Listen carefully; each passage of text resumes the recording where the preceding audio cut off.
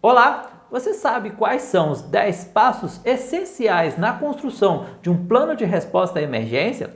Não? Então fique comigo neste vídeo. Mas antes de eu começar a falar sobre esse tema, eu gostaria de fazer uma pergunta para você. Você já passou na sua empresa por alguma situação de emergência? Por exemplo, um incêndio, uma explosão, um acidente do trabalho, uma queda de altura ou algo do tipo? Se sim, eu gostaria que você deixasse um like aqui no vídeo.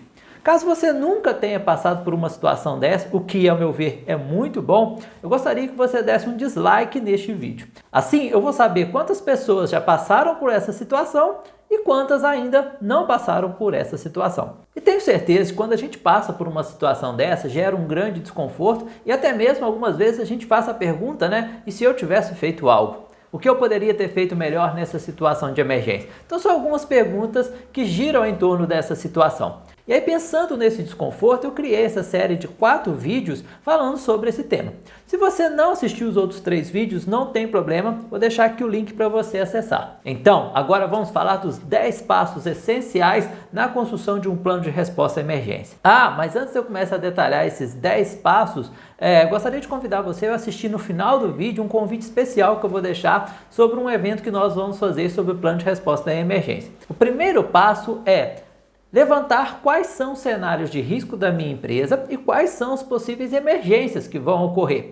Por exemplo, na minha empresa tem trabalho em altura, então eu vou ter o risco de queda. Então eu tenho um cenário de trabalho em altura e queda. Eu tenho uma caldeira, eu tenho risco de explosão dessa caldeira, então eu tenho um cenário de emergência para a caldeira. Então eu vou listar dentro da minha empresa todas as possíveis situações onde vai ocorrer ou pode ocorrer uma situação de emergência. E aí nós vamos para o segundo passo, que é definir a magnitude, a extensão dessa situação de emergência. Pode ser uma situação pontual, por exemplo, um trabalhador fica preso numa máquina, pode ser uma situação que vai abranger toda a empresa, por exemplo, um incêndio, ou pode ser uma situação que vai impactar também as áreas vizinhas, como por exemplo uma explosão de uma caldeira, de um vaso de pressão ou algo do tipo. Tendo isso em mãos, a gente vai para o terceiro passo, que é definir a qualificação necessária para as pessoas que vão atuar nestes cenários. Para resgate em altura, eu vou precisar de uma qualificação especial. Para atividade de resgate em espaço confinado, uma outra qualificação. Para combate a incêndio num posto de combustível, é uma situação diferente.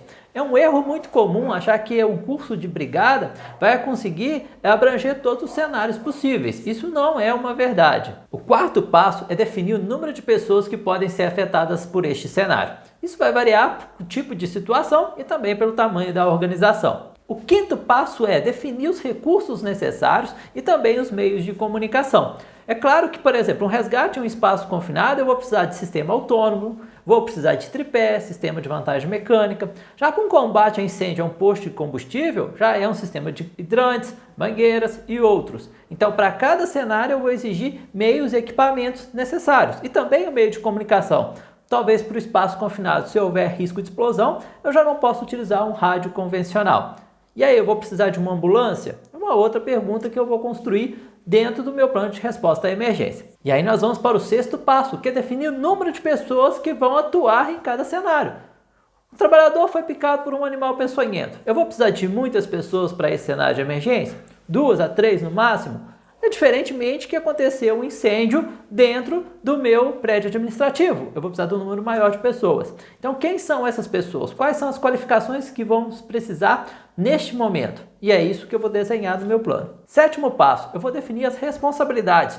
O que a brigada irá fazer em cada situação? A CIPA, o que ela pode fazer? O setor de segurança do trabalho, a medicina do trabalho, a segurança patrimonial, o que ela vai fazer em cada momento. Vou precisar comunicar o jurídico, como o jurídico vai agir nessa situação de emergência. A diretoria geral, o gerente de área, todas essas pessoas vão estar envolvidas direto ou indiretamente na situação de emergência. Feito tudo isso, desenhar todos os cenários, impactos, número de pessoas, qualificação, nós vamos agora testar tudo, que é o oitavo passo, que é a construção do cronograma dos simulados de emergência.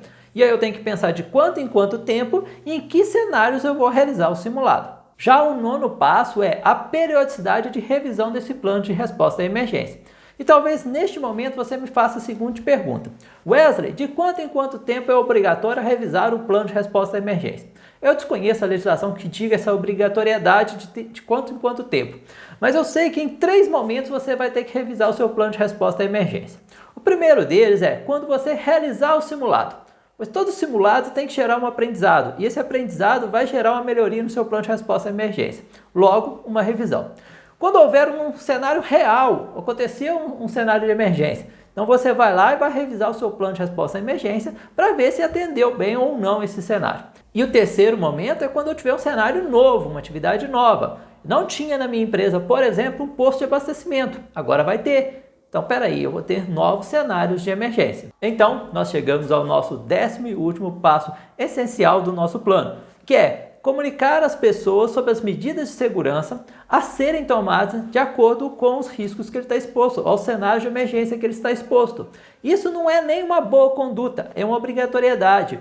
Se você pegar lá a nova NR1, ela vai falar que sempre que tiver uma contratação ou o trabalhador for para uma nova função, que vai ter novos riscos, ele tem que ser orientado das medidas de segurança e de emergência a serem tomadas. Mas eu só consigo orientar esse trabalhador se eu já tiver construído os 9 passos anteriores. Porque como que eu vou dizer para o trabalhador, você vai ter determinada ação, mas eu não tenho isso estruturado em lugar nenhum. Então primeiro eu tenho que desenhar o plano de resposta à emergência para o cenário dele, para depois eu poder orientá-lo. E seguindo esses 10 passos essenciais, eu acredito que você será capaz de analisar um pouco melhor um plano de resposta à emergência e sair daquela condição de só pedir um modelo pronto para um colega e alterar o CNPJ. E para encerrar, gostaria de convidar você a vir participar comigo do nosso webinar online gratuito sobre plano de resposta à emergência. O evento vai ocorrer dia 1º/7 às 15 horas. Vou deixar aqui no comentários o link para você fazer a sua inscrição. Não perca essa oportunidade, eu te espero lá para a gente discutir um pouco mais sobre esse tema. Espero que você tenha gostado deste vídeo. Se gostou, deixe aí nos comentários e compartilhe com seus colegas. Um abraço!